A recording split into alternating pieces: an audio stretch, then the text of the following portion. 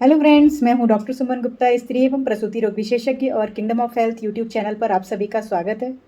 आपने सवाल पूछा है कि अगर प्रेगनेंसी RH नेगेटिव है, यानी कि मदर का ब्लड ग्रुप,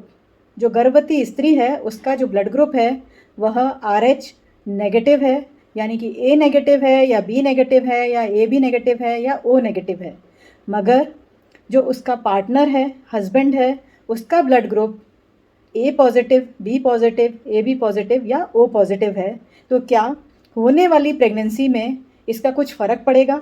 और कौन से इन्वेस्टिगेशन कराने हैं और इन्वेस्टिगेशंस की जांच के आधार पर हमें क्या करना है। दोस्तों, जब माँ का ब्लड ग्रुप RH नेगेटिव होता है और फादर का ब्लड ग्रुप RH पॉजिटिव होता है, तो अगर किसी भी कारण से बच्चे की जो फीटल RBC हैं वह माँ के अंदर प्रवेश कर जाती हैं, जो कि RH पॉजिटिव हैं, जबकि माँ का जो ब्लड ग्रुप है वो RH नेगेटिव है, तो माँ के ब्लड में रिएक्शन होती है और एंटीबॉडीज़ बनना शुरू हो जाती हैं।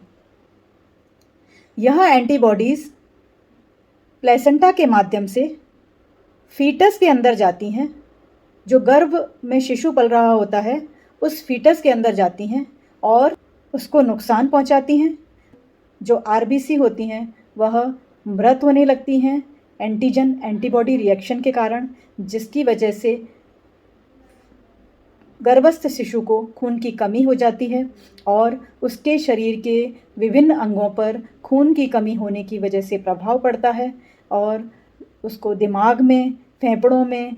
हार्ट पर, लिवर में, सभी जगह प्रभाव होने की वजह से कभी कभी बच्चे की पेट में डेथ भी हो जाती है।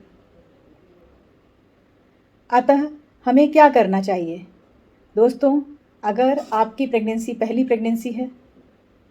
इससे पहले आपको किसी गर्भपात की हिस्ट्री नहीं है या किसी डिलीवरी की हिस्ट्री नहीं है, तो आप सबसे पहले अपना और अपने पति का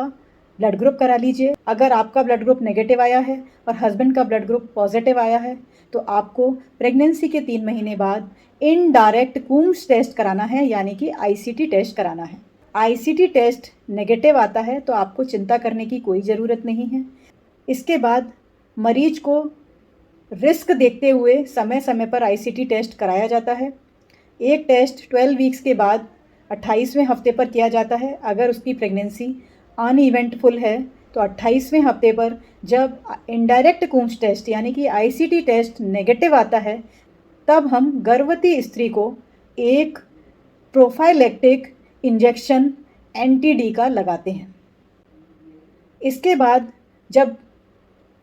मरीज की डिलीवरी हो जाती है तो बेबी का ब्लड ग्रुप भेजा जाता है और अगर ब्लड ग्रुप बेबी का RH पॉजिटिव आता है तो माँ को दोबारा से एक NTD का इंजेक्शन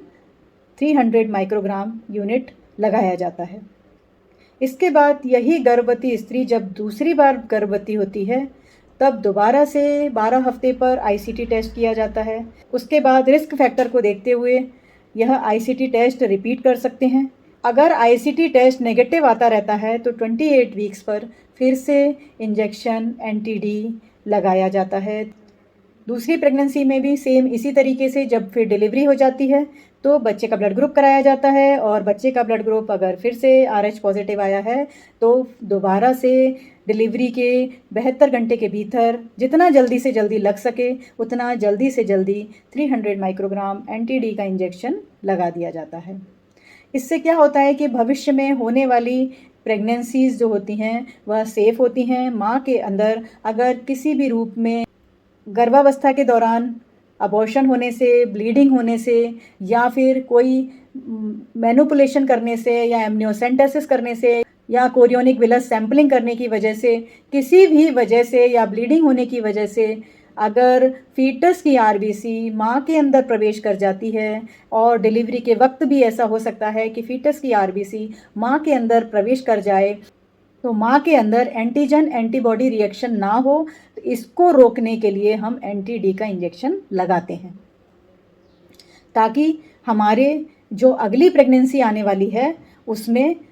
इन एंटीबॉडीज़ की वजह से बच्चे को कोई नुकसान ना हो। अगर किसी मरीज का आईसीटी टेस्ट पॉजिटिव आ जाता है तो एंटीबॉडीज टाइटर करते हैं, और एंटीबॉडी टाइटर अगर 1:16 से अधिक आ रहा है तो इसमें गर्भस्थ शिशु को कलर डॉपलर अल्ट्रासाउंड से मॉनिटर किया जाता है। और अगर गर्भस्थ शिशु में सीवियर फीटल एनीमिया हो रहा है हीमोलिसिस की वजह से, और साथ में हाइपोक्सिक चेंजेस आ रहे हैं, तो उस फीटस को मॉनिटरिंग करके उसका इंट्रा यूट्राइन ट्रीटमेंट भी किया जाता है। थैंक यू दोस्तों।